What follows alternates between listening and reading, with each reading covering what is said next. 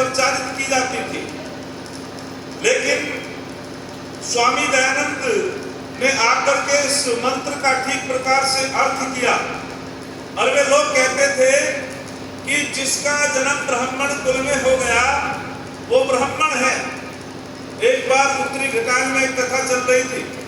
हरिदत्त मिश्रा पूर्व के पंडित महाराज थे, उनसे हमारे भोलेराम आर्य जी ने संवाद किया। उन्होंने कहा कि आप गलत कह रहे थे, कर्मों से व्यक्ति ब्राह्मण होता है। बोले नहीं, जन्म से होता है। इन्होंने कहा नहीं, कर्म से होता है। बोले आप गलत कहते हो। और वहां तो पूर्व में तो एक उत्तरी घटाने के चौधरी साहब कहने लगे कि मैंने वहां बहुत गाड़ी चलाई है, वहां का तो ज्यादातर लोग मांस खाते हैं, गुटखा आदि नशे का सेवन करते हैं। हरिदत्त मिश्रा जी ने कहा भले ही चाहे हम मांस खाएं, शराब पिए, लेकिन जो उसमें ब्राह्मणी से जन्म हो गया, ब्राह्मण कुल में पैदा हो गया, वो ब्राह्मण ही होगा, चाहे वो कुछ भी करता रहे। मैंने उनसे बातें करी, मैंने किया क्या प्रमाण देते हो? बोले प्रमाण है। मैंने कि ऐसा नहीं है, जन्मना जायते शूद्र है कर्मणा विमुच्यते। हमारे ऋषि महर्षि मनु कहते हैं कि जन्म से व्यक्ति शूद्र पैदा होता है, कर्मों से व्यक्ति संस्कारों से महान बन जाता है, पंडित बन जाता है।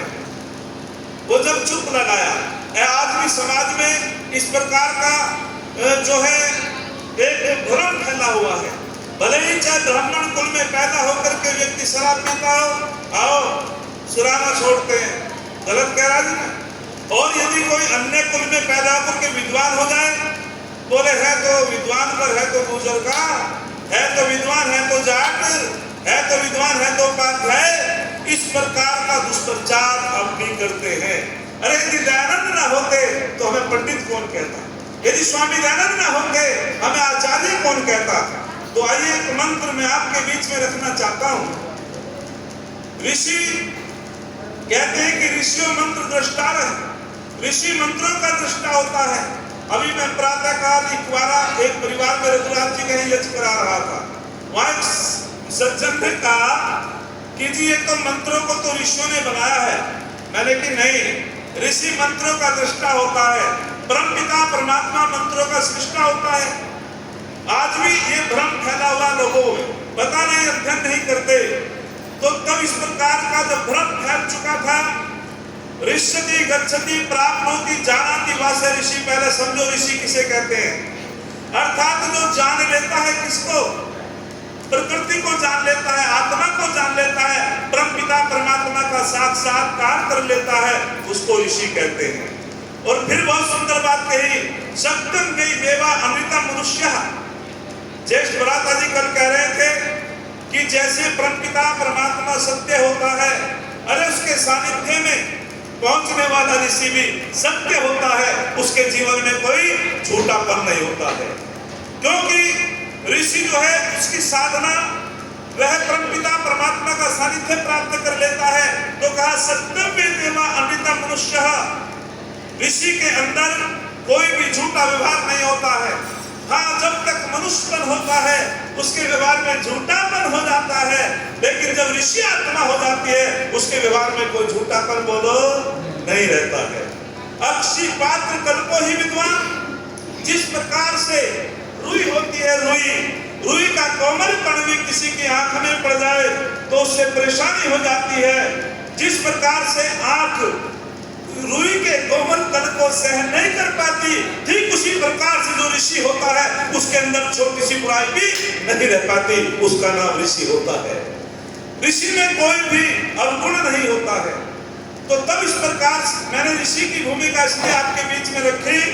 ऋषि आत्मा जो होती है वो पवित्र होती है। ऋषि में कोई पक्षपात नहीं होता है, याद रखना, ऋषि में कोई पक्षपात नहीं होता है। ऋषि एक सबसे सम व्यवहार करता है। ऋषि जो है सबके लिए सम दृष्टि से देखता है। तो ऐसे ऋषि नहीं महर्षि स्वामी दयानंद, जिन्होंने तप करके साधना करके, अरे हमारे अंदर जो वेदों के अर्थ का अनंत कर दिया था, पाश्चात्य विद्वानों ने, पौराणिक विद्वानों ने उस अर्थ को हमारे सामने प्रस्तुत किया। और इसी में जब पौराणिक हरिदत्त मिश्रा ने कहा कि हम वेद का प्रमाण देते हैं कि ब्राह्मण तो ईश्वर के मुख से पैदा हुए, उन्होंने कहा ब्राह्मण अस्य मुखमाशी।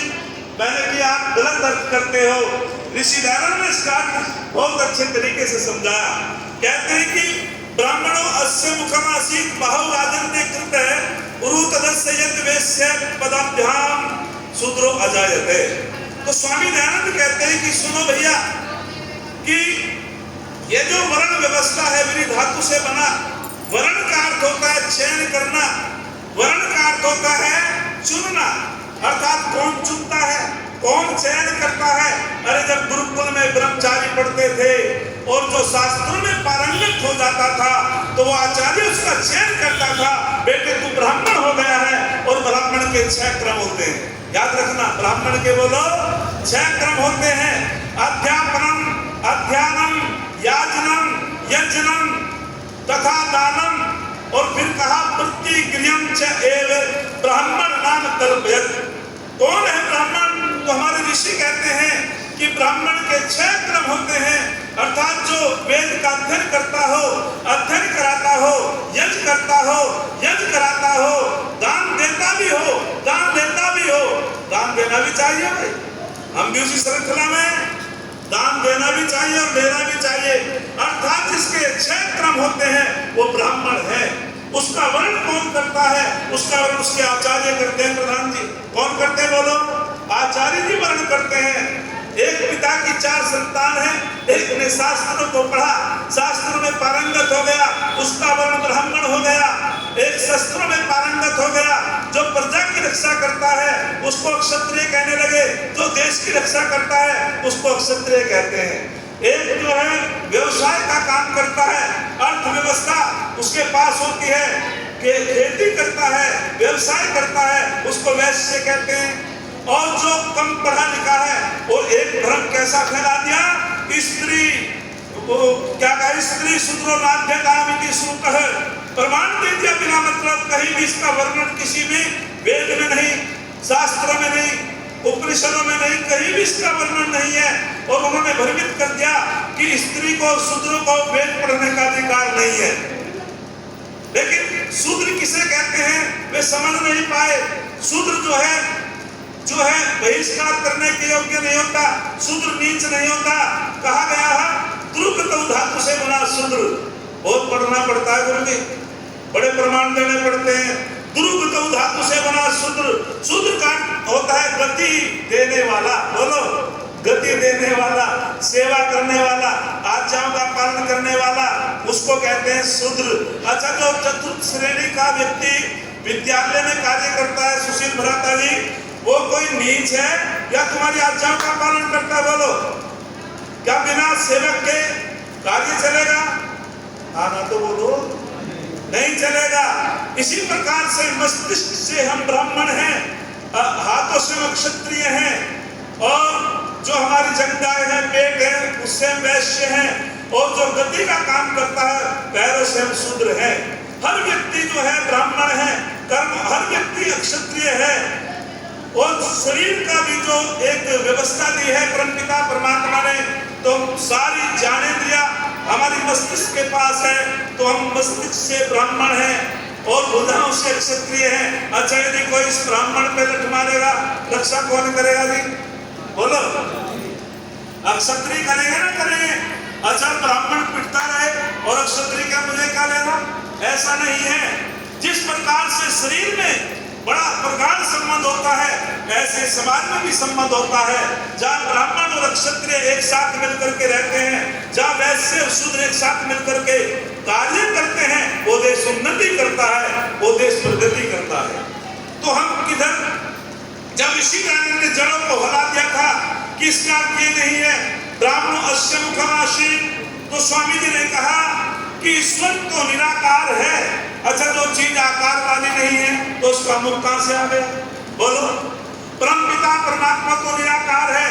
और स्वामी जी ने इसका अर्थ किया कि समाज में जो शास्त्रों को पढ़ता है, अरे जैसे शरीर के अंदर मुख मुख्य होता है, ठीक उसी प्रकार से जो वेदों को पढ़ता है, वेदों में पारंगत हो जाता है, वो समाज के अंदर मुख्य हो जाता है। वो ईश्वर के मुख से पैदा नहीं होता बल्कि मुख्य हो जाता है, उसका स्थान मुख्य होता है। ये मतलब था, वो मुख्य स्थान पे होता है। जैसे शरीर में मुख मुख्य होता है, ऐसे ब्राह्मण मुख्य होता है।